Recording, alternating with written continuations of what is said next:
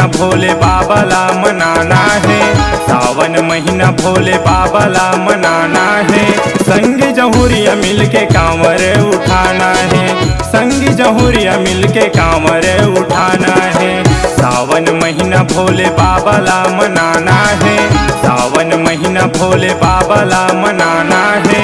संग जहुरिया मिल के कांवर उठाना है, संग जहुरिया मिल के कांवर उठाना है।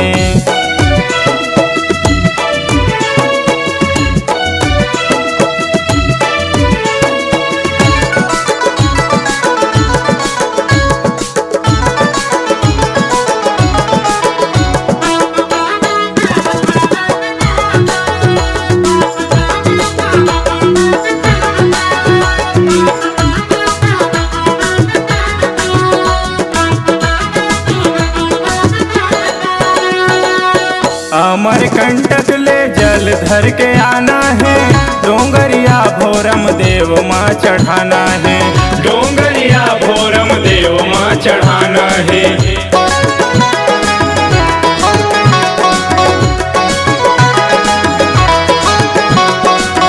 डमरू वाले के जयकारा बोलाना है, बोल बम बोल के नारा लगाना है, बोल बम बोल के नारा लगाना है। कंवर के तप अश्वमेघ के समाना है, कंवर के तप अश्वमेघ के समाना है। संग जहुरिया मिल के कांवर उठाना है, संग जहुरिया मिल के कांवर उठाना है।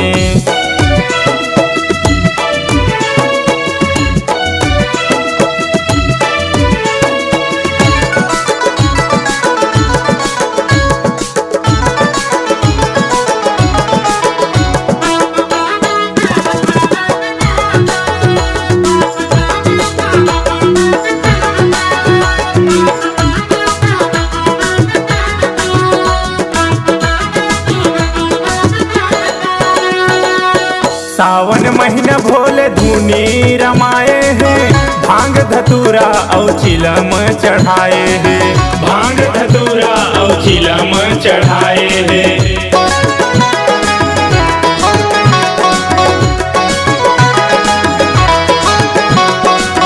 माथा में चंदा और जटा में गंगा है, पहिरे बाघंबर तोर गला भुजंगा है, पहिरे बाघंबर तोर गला भुजंगा है।